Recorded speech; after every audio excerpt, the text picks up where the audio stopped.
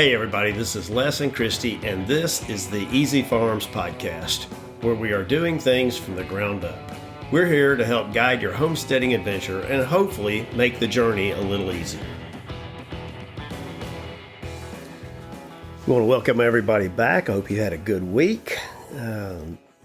This week, as far as updates, it's kind of a slow week we've actually had. It's been kind of nice. We've been building on the chicken tractor. Some of y'all know it's also as an eggmobile. Doing that in our spare time, which means it's going to take us a long time to get it finished, but we're getting way on down the road on that. Things are starting to come together. It's starting to actually look like something. So for those who are not familiar with a chicken tractor or an eggmobile, it's essentially a chicken coop that is portable. It's built on a trailer of some sort that has a mesh floor bottom that keeps the wild animals out from killing your chickens. But it lets the poop drop through onto the ground, and they're only sleeping in this because during the day they're out running all over looking for something to eat.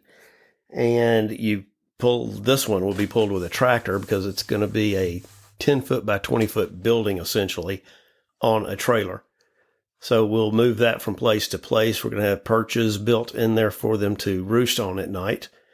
And so while they're in there, they will be making a mess. And it falls straight through to the ground, which is great because you don't have to clean out a chicken coop. And that's one of the big advantages of it.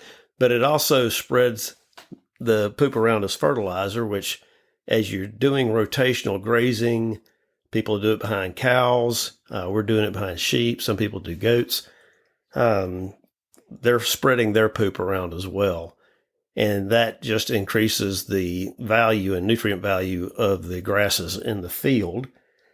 So that's what we're working on at this point. We've got 400 chickens coming in.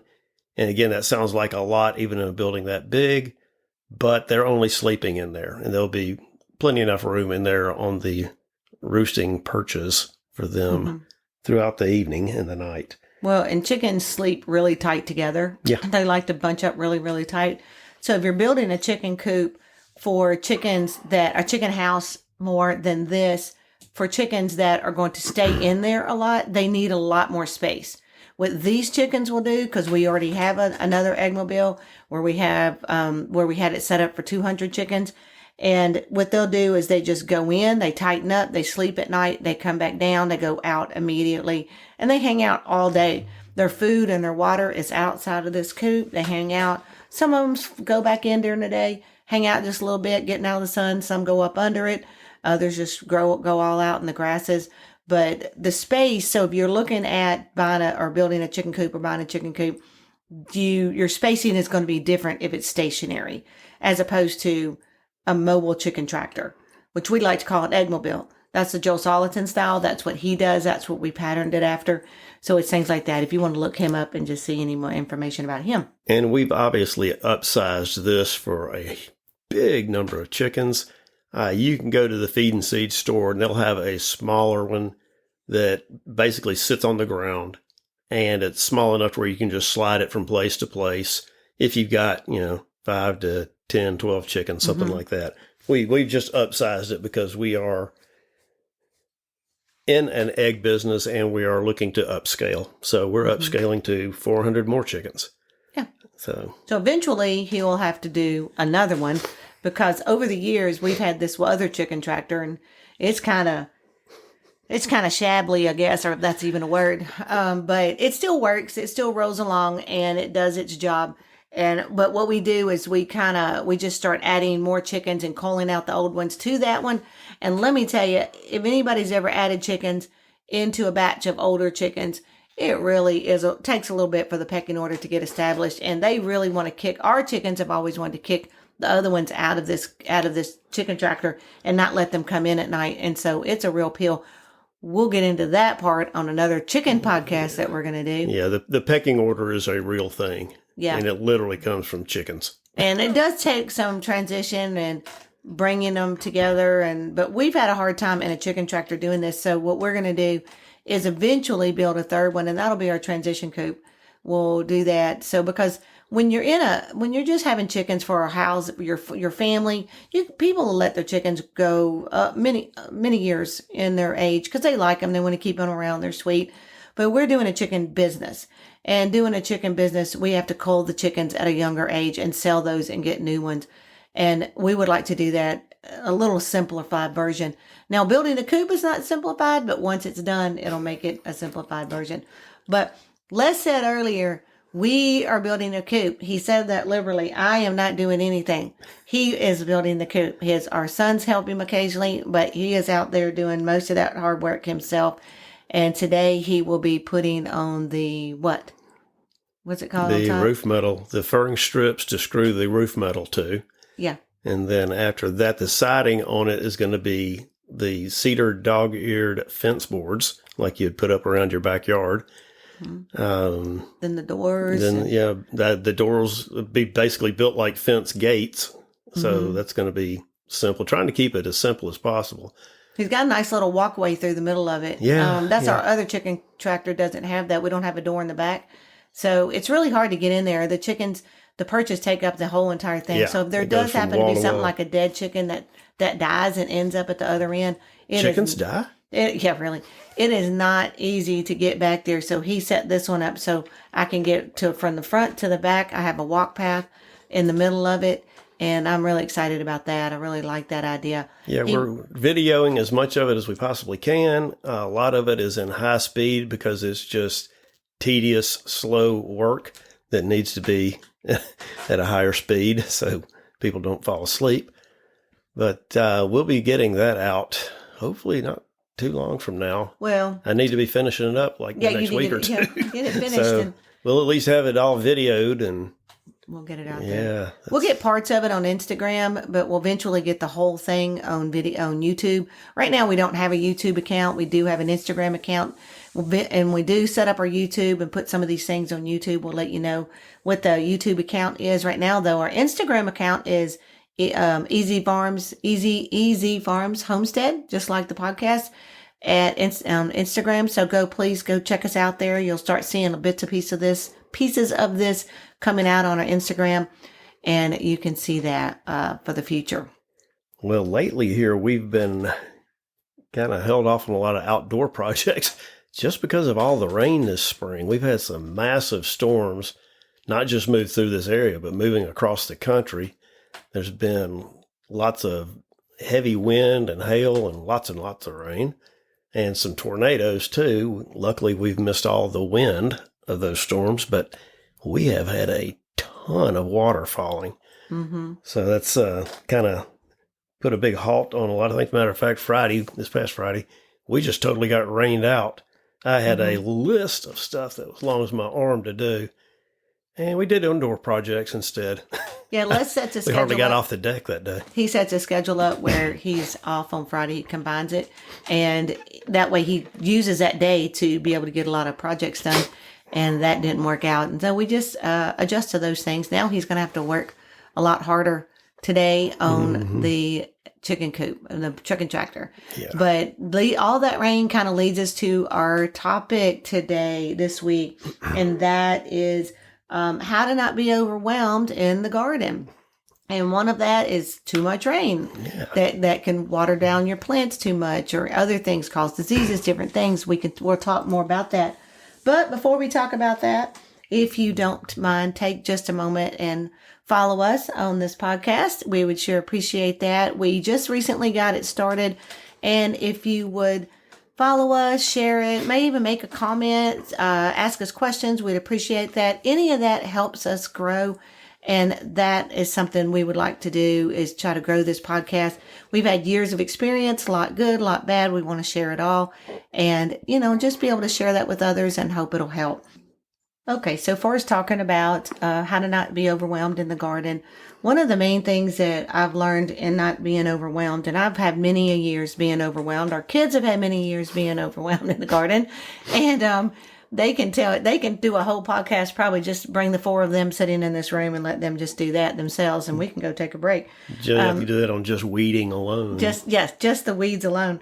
But one of the things to put things in order, and I know this is coming out in May. Most of your plants are already in the ground, but I hope this helps you for next year. Or not only that, if you're not in the ground or you're still making a plan wherever you are, then hopefully this helps you for this year. But one is trying to start amending the soil. If you've got an in-ground garden, it's not always as easy to amend the whole in-ground garden at once, but that can be done with compost or a good soil mixture from the hardware store. But another thing is just after you till or dig the hole, making sure you have on hand a good soil mixture with compost to put down in the hole when you put your plant down in there, and a good amount on top. That helps. So you want to have a good soil mixture. If you've got a raised bed box, that's so easy. You can just throw it all on top, kind of maybe mix it all in with your hand if you want. You don't have to even do it. You just lay it all on top, and that's good there too. Yeah, they call that a side dressing or a top dressing in the ground, in your in-ground. A lot of times, you got things rowed up, and you can just take like compost, like Christy said, or if you have rabbits and you have rabbit poo, if you have rabbits, you have rabbit poo. That can go straight in the garden. Same thing with sheep or goat poo. If you're cleaning up around like where they eat, like their feed trough, or if you got around the waterer, there's going to be extra poo there. But rabbit poo can go straight in the garden. Right. It doesn't have to compost down. Yeah, it doesn't have to sit over like months or a year. And worm poo can too. Yeah, and those can be, like I said, like a side dressing or a top dressing in your raised beds. And that's a good way to amend your soil. So if you want to, that's one of the things you need to do. That's something to be thinking about early on. You can even do that in the winter. You can start laying stuff out and letting it start sitting and composting, leaves, things like that, straw, if you want, down, and start composting into the soil, and that helps. One of the other things I like to do is, and I've done this for years, and I haven't always stuck with the schedule, and it's proven to not do well when I haven't stuck with it. But if I stick with it, it does a lot better. And that is to write out what I want to plant, where I want to plant it, and how many maybe I want to plant in the soil and all that, but in the rows or in the raised beds, whatever it may be. And that helps doing that. And actually I did it last year too. And, I drew out my raised bed boxes, and I wrote in everywhere where I wanted to plant everything. And I do companion planting, and that helps, because if I think I'm going to keep all that in my head, what I want in every box, and I think I got all that down, and then I get out there and I'm thinking, oh no, I don't even know. Now I've got all these. What is that coming up? Yeah, right there? what is that? Well, is that a weed? I can't. Well, sometimes when they're little, you kind of question what some things are, but I pretty much know after years of garden what a lot of things are when I see it. But I may look at it and go, now, golly, I've got all these beds. Now, what do I want to plant where? And I like to mix things, because it's really great to companion plant. And if you didn't listen to our podcast on companion planting, that was probably about 3 podcasts ago or 4 podcasts. Go ahead and go back and listen to that. But like right now, I have a box where I have, in one 4x4, I have tomato plants, marigold, chives, parsley, basil. I think in the middle of it, I have maybe a pepper plant, something like that. In that, I have a whole tomato sauce box right there, just in one bed. I think it may even have some oregano in there. If not, it's in the box next to it. And those things help, but it's always helped me not to get overwhelmed by writing those things down. I draw out my boxes. I put little marks. I write 1, 2, and 3 on a lot of things. I'll go over to the side column and I write what 1 is, what 2 is, what 3 is, because I may have several 1s in every box. I may have some 2s in every box. I may have 3s in only some boxes, 4s in only a few boxes. Basically, I label all my plants 1, 2, 3. So for instance, tomatoes may be 1, basil may be 2, or green beans may be 2. And and I may have watermelon as a 4, but watermelon may not be in every box. It may only be in a few boxes because I want it to grow over the side and I don't want it to interfere with my walk space. So with me, I can turn around and go, oh, well, I got tomatoes in every box, or I've got some peppers in every box, maybe. But then some boxes may only have oregano, and they may have everything, but it may not be. I hope. Oh my goodness, I sound so confusing. But what I'm trying to say is, get your order, get your plan, what may works for you, Write it down. and write it down, because we think we can remember it all, but it's not always. When it comes down to the garden, you're sitting there and you're looking at all your seedlings and you're going, wow, I have got 50 tomato plants, but I don't have space for all of them because I've got 50 tomato plants. Now I've got 30 green beans. I've got all these squash plants, watermelon plants, all this stuff, oregano, all these herbs, everything. And then you start looking at your box and you go, I don't have space for all that. And now I got to see what I got to do. So it's good to kind of write it all down. It's okay to grow too much in your seedlings, but you don't necessarily want to go to the hardware store, the nursery, the garden center, and spend all that money and buy too much and then get back to your garden and realize that I don't have the space. That can be a little stressful because you spent all the money and you didn't have all the space. If you plan it out and write it down, you know what's going to fit where. Yeah. That stops you from overbuying and then going, like I said, coming home going, well, now what am I going to do with these other plants? I don't have room in my raised beds. I know, let's put them in the ground. Suddenly, you're starting an in-ground garden too. And you may not have wanted to. Yeah. And that's fine if you do. Like I know in our rows, I could have planted about 30 tomato plants in a row. So I know that. And this year we're not necessarily doing an in-ground. We're attempting all the raised beds. So hopefully I don't speak too much to raised bed gardening, because I've written all that out in in-ground. Another thing about an in-ground is you may have a 30-foot row or a 40-foot row or 20-foot row, and you don't want the whole row full of one particular plant. You may only want so many green beans, and then you split the row and put the other half. May want to put it as lima beans, or you may be peppers. And so you're over there going, oh, I forgot what exactly and how many, or what I wanted to do.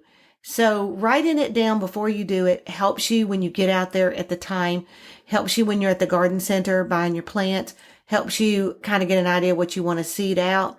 And that helps you at the time of planting too. And paying attention to where the sun shines, because if you plant your tall plants on the south side, they may end up shading some of your shorter plants on the north side. So, also, I tell you this, one way to save money is I've noticed that this year, I had said in another podcast that time just got away from us. I think I said it, but time just got away from us. And I did not seed out this year. It was the first year in a long time I didn't seed out, and it was kind of strange not having all that in the windows. I know, and it actually was kind of nice not having all that cluttered in the window. But we'll go back to that next year. So I had to go to the garden center. I've gone several different times and had to buy things. But one way to save money is look for those plants that have 2 or 3 in a pot. Mm-hmm. You can split that.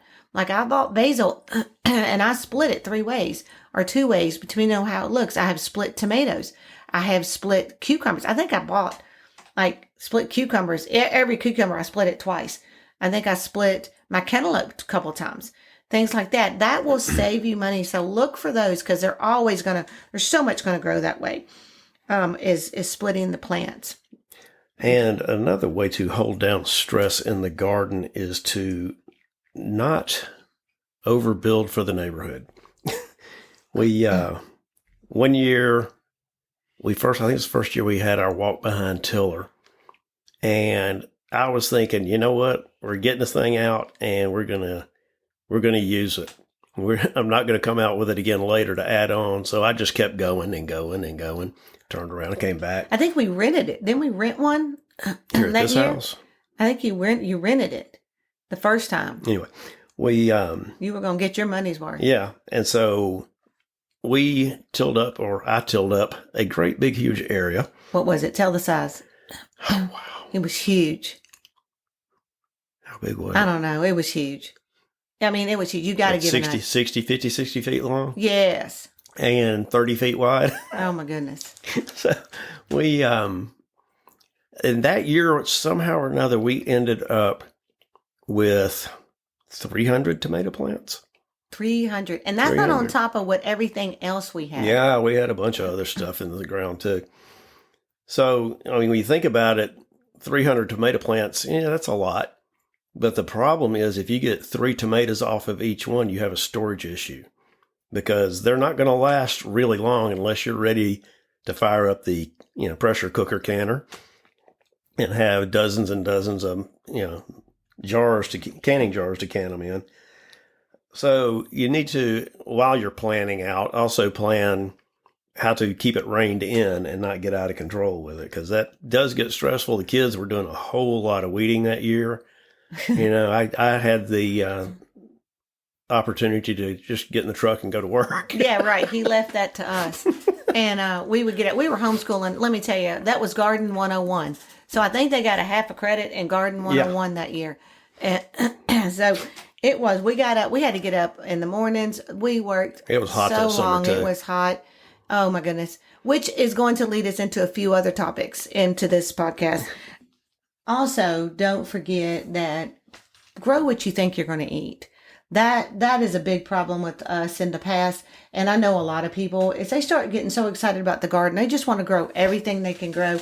And even if they go year to year and they know this and they know they need to change that, somehow when you start get to beginning of garden season or garden planting and you're looking at all those seeds and you're looking at the seeds in the catalog books and things like that, you start all of a sudden getting creative with all these new things you want to plant, and 15 different types of tomato plants all of a sudden become into your peripheral view and they become into your garden, and you think, oh no, why did I do all that? But that's okay if that works for your garden. That just didn't work necessarily for us, because we ended up having more than we wanted to eat or put up, or things we liked, or even things we liked. Yes. Oh my goodness. That happened a lot. Or don't like. But if you like kale and you like Brussels sprouts, go for it.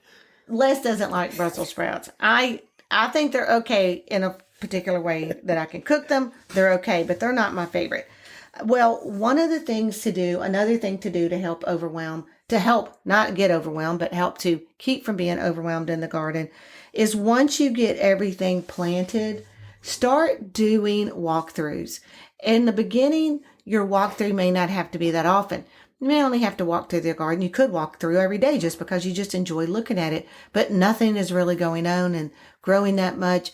You may, the weeds aren't really starting that hard in the beginning or any of that, but eventually it may be, maybe you just walk through every other day, walk through every third day, depending on where you are in the garden season. But eventually that is going to need to be an everyday thing. So if you will start walking through, noticing your plants, noticing if they're thriving, notice if they need water, start noticing eventually if they need trellising, if they need pruning. Those things are going to be real important to do. If you do those on a regular basis, then you can stay on top of it, which looking for bugs that, tomato worms or squash bugs or things that have been eggs that are on plants. You can get rid of those eggs, things like that. Also, when you walk through, it is good to carry a notepad or a cell phone to take notes in, things like that. You may want to look at each day and go, oh, I need to take care of this. I need to prune these plants. I need to tie up this tomato plant or this cucumber plant. Prune some dead leaves. So the next time you come out, you may go, well, one of the things to help me is start knowing what you need to bring out to help in the garden.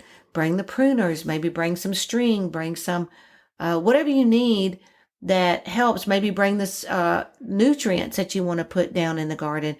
Bring something you want to spray, organic sprays you want to spray in the garden, organic fertilizers, more compost, because throughout the garden season, you want to add some more of that to help boost the nutrients in there, other things like that. So making your plan when you walk through it helps.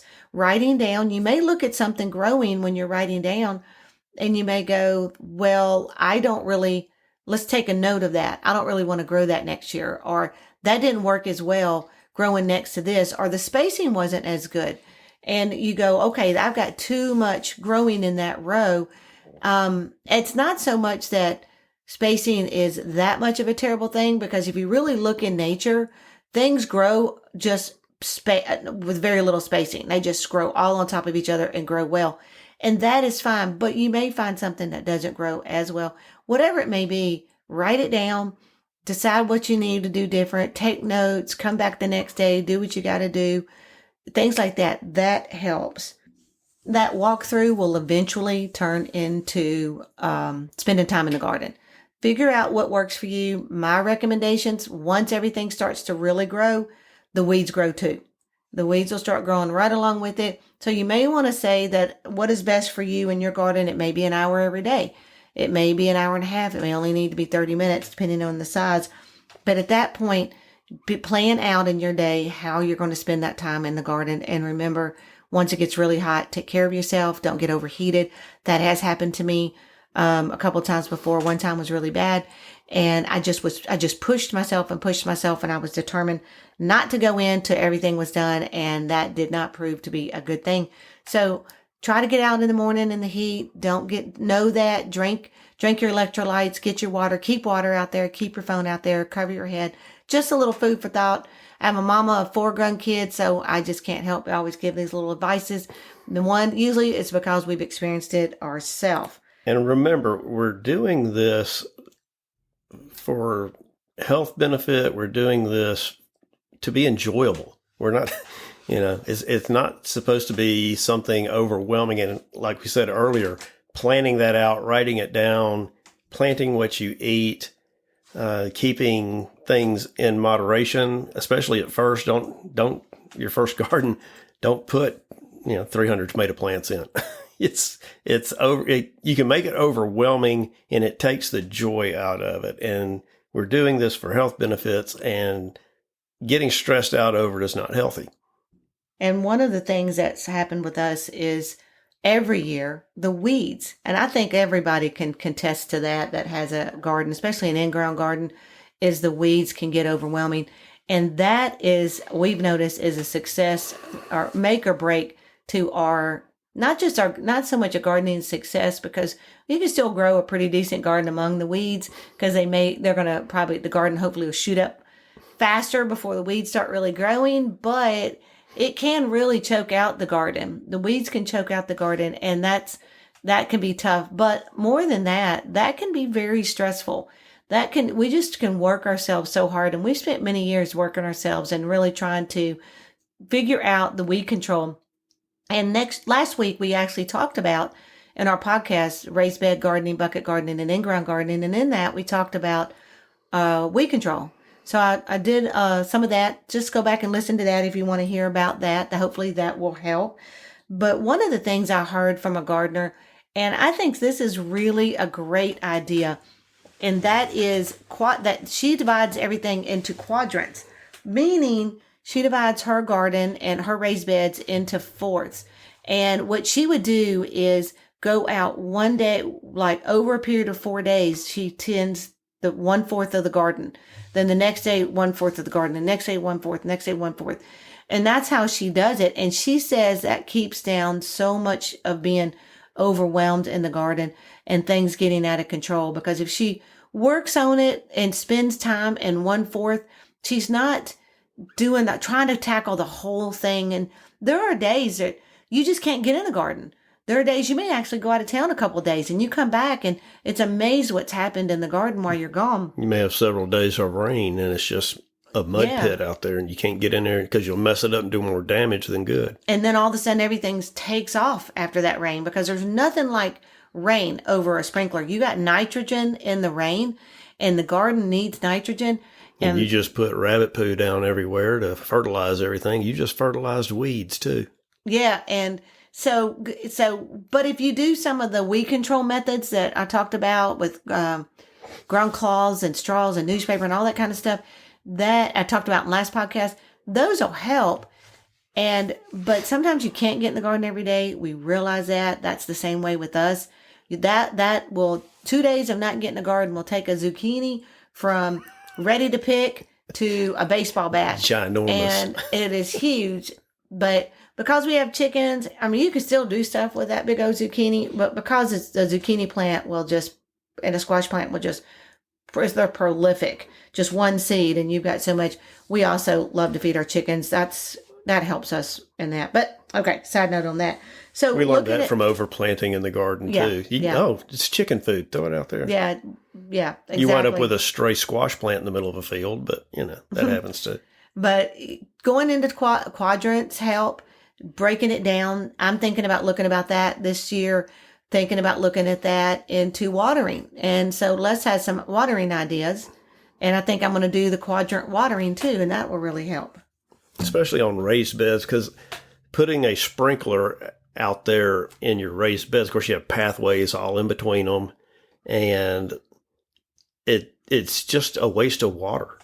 And to go to drip irrigation just makes more sense. Of course, you have to have a controller for that, and it costs money. Sprinklers are cheap. Makes it more affordable if you do that. Yeah, and sometimes it's just, we're putting a lot of extra water out, but if the money's not there for an irrigation system, a drip irrigation system, then they can get pricey. And if you have a whole bunch of raised beds, you got to have one in each one. That's where we've been. We've put in a lot of raised beds here this past year or two, and we're looking into irrigation systems for those. Right now, we're using a sprinkler. And the best times to water are early in the morning and, of course, late in the evening. But another thing that you could use in like a row garden would be a soaker hose. And that would be a more efficient way of putting water right at the plant as opposed to watering, And more a 40 by 40 foot area. Yeah, and more affordable. So yeah, soaker hoses are a lot more affordable than irrigation system. We tried soaker hoses and they're fine, but if you have a really long garden, it was really hard on us because we were trying to put in all our rows of berries, and between the well and the end of the berries, the soaker hose would not put out enough water in the last part of it because it went just too far. Yeah, about the last third didn't get any pressure or volume at all. But that's just, so it was just a long row. So that was okay. We just decided that's not going to be it. And we're going to have to get a drip irrigation system for it and put it on different quadrants, basically. Once again, going back to the quadrants. So we can turn one quadrant on at a time and put all the pressure to that section. The next day, turn another one on. The next day, another one. It may have to use more, 2 in one day, and that's fine. It is what it is. If the garden needs water, it needs water. And you can buy those at the big box stores, the hardware stores, or you can go online and find them. And they've got controllers that are set up to do like 4 different sections. In other words, a timer will go through the first one and then shift to the second one and go through that for a amount of time. Oh, that's cool. Yeah. I didn't even know that. Yeah, they got little shut-off valves that are controlled electronically by an electronic timer controller. Well, right there, if you can afford that, I don't know how much those things cost, but, if you can start to invest in things like that, that'll really take down the overwhelming. You don't even have to think about it. You just set the timer and it'll go to each quadrant on its own. And it shuts off on its own too, which is even more important. Like you don't leave the hose on for 24 hours watering the garden like some people have done before in the past. Listen, I do that on a regular occasion. Is I will go out there and turn the hose on, the sprinkler on, and come back in and forget to set a timer. So my recommendation is the moment you turn that sprinkler on, use your phone and set a timer right then. Yeah. But don't think you're going to come back in and remember, because things can distract you in the house. Kids can distract you. Next thing you know, get tired and fall asleep watching TV in the evening. And next thing you know, I woke up the next day and went. And matter of fact, one time, because our garden is not right just in our backyard where it's really easy to see the sprinkler, and the way we drive out from the back of our house down our road, and because just aside, it's hard to see the sprinkler in our garden from that driving down the driveway. So I went out of town. I forgot to tell that I put the hose on. I came back in town the next night and I drove up and something caught my attention and I was like, oh, that hose has been going for 2 days all night long. That hose has been going for like 30 something hours. Yeah, that got everything watered. We watered the ditch that day. We did. And not only that, talking about sprinklers. And once again, we realized that's all you can do. That's all you can do. And we don't even have the investment. We're not even going to invest in all of our boxes this year. We're just going to invest in drip irrigation for some of the boxes and then invest more next year. But the thing about sprinklers is you water and it's a lot of runoff. And unfortunately, like you said, we watered the ditches and everything. But moving on, so we can go ahead and get this podcast come to a close eventually. We tell on ourselves too. So Yeah, we do a lot of mistakes, but that's okay. We learn from our mistakes, and those are good things as long as we learn. One of the things to make your garden life a little less stressful is go ahead and have. It's nice to have a garden belt or a basket or a box, a garden box that may have some of your tools you need in there. Your pruners, you may have spray bottles full of some things that you want to spray, your nutrients, hose patch kits, things like that, because sometimes you just bring a leak in your hose and you may have a hose patch kit in there. You're already ready. or you run over it with a lawnmower. Yes, you've done that. That is something happened a couple of Les has weeks done. ago. I am not sure why he keeps doing that. I'm just thinking, unhook the hose. I look at it and say, I'm pretty sure I can clear that hose. Yeah. And we've learned year after year that doesn't work, but I think he still thinks he can do it. But another thing that can help when it comes down to all the vegetables kind of coming in at the same time, which happens on a lot of them, especially if you plant a lot of one particular vegetable, a lot of it, and they start to come in, a few starts coming in. Hey, Are that's you talking great. about the 300 tomato plants again? A few start coming in, and it's okay. But what happens after that is then all the rest of them start really, really ripening at once. Is you can successional plant. So for instance, if you do want to plant 300 tomatoes, you may only plant 50 at a time, and then a few weeks later plant another 50 and another 50 like that. And then they come in. Especially with more of the bush type tomatoes. Right. They'll come in throughout the summer, come in even into the fall. They'll keep coming in. The same way with squash plants, any other plant. If you don't plant a whole lot at once, you want to plant a few and then plant a few more. That successional planting, that will help with your harvest. Plant, once again, what you think you're going to eat. The rest can go to compost or chicken feed if you don't want to. Chicken scraps if you don't want to. When we have too put it many all squash and zucchini, our German Shepherds actually like them. We'll throw them in. It's like a chew toy, and they end up eating it, and it's healthy for them. Yeah. As opposed to a rawhide chew. Yeah. They'll oh man, when Christy walks in with a squash or a zucchini, our dogs lose their mind over them. It's like, she brought us something good. Yeah, well, they're not in our house, those German Shepherds, but No. when I walk out there, they like it. That's fun for them. But we have used squash and zucchini when we make our little dogs homemade dog food. Mm-hmm. We do that. We grate it up and cook, put that in her dog food. But also, you can start planning your meals around what you're growing, and that really helps. It helps to save money. It helps to utilize those vegetables fresh, right from the garden, things like that.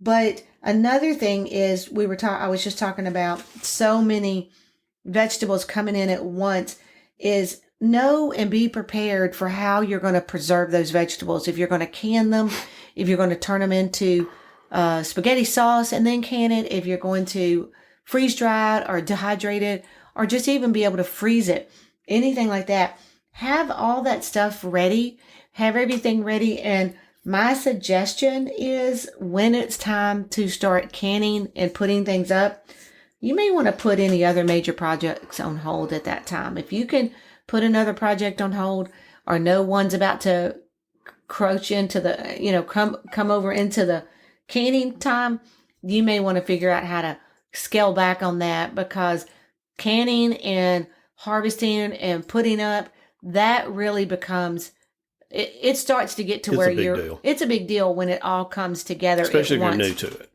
Yeah. And if you got a big garden, even if you're not new to it, it still is. I mean, I don't know a gardener that would not get through canning season and still growing vegetables out there, but would be ready to be done. They're kind of over it. It's hot. They've spent a lot of time in the garden. They've done all this stuff. They're worked in the kitchen. The kitchen's a mess. Everything's up. Now they're proud of what they've accomplished. They get so excited. They sit there and can all that stuff. Great to have that stuff through the winter. Yeah, and they're so excited. I'm so excited about it. But then you think, oh my gosh, I've done this. You're not going to get all that out for 12 jars, though. You're going to, all the canning equipment, and you're going to want to have a lot of stuff to do, because it's not the sort of thing you go, oh, you know what? every Saturday we're going to do 12 jars. I mean, you can do it that way. Well, people do. Yeah. I mean, people do all the time. But They'll do it for 4 jars. If you've got a good sized garden and enough produce to eat and enough to can and preserve, you're going to want to. So if you can put up a freeze, which I've done this, and this really helps with it, start to freeze your tomatoes. Yeah. Blanch your tomatoes, core your tomatoes, and then freeze your tomatoes and pull them out. Bags. Pull them out when garden season is over. You've had a rest, and do all your canning. That really does help. So things like that, look into that. Look into how you want to do it. That's helped me a whole lot. I have pulled it all out. A lot of people pull it all out for 4 jars, and they do it all. But it's tough. So if you can preserve it and put it in the freezer, pull it out, or if you even can dehydrate it, and you may want to hydrate it back and can it. Most times, freeze dryer. Or if you have a freeze dryer, those are quite costly out there, but they are out there, and you can really do a lot of preserving, homesteading, prepping, everything with the freeze dryer because it keeps it very long term. With that, we put in a lot of cantaloupe one year. We used those in smoothies, and that worked out really well. Yeah, we did that for all winter long when we made smoothies. They were a great smoothie base with any other vegetables we wanted to add to it. I mean, vegetables. I mean, with any other fruit. Well, people do add vegetables to smoothies, but the kids were more into fruit at that year. It was definitely a fruit smoothie and a protein fruit smoothie. Well, we hope this all helps at you starting your garden or already doing your garden and not being overwhelmed this summer. And we want to thank you so much for following with us today. Thanks for being with us. And just have a great week. Don't forget to help out the podcast and follow us and share it. Please make a comment, ask any questions. And if you have a question, you can DM us on Easy Farms Homestead on Instagram. Or I think you can go into the podcast and make a comment. We're still new to this, so we're trying to figure it all out. But once again, we hope you have a wonderful day. Thanks for being with us, and we'll see you next week. Y'all have a great week.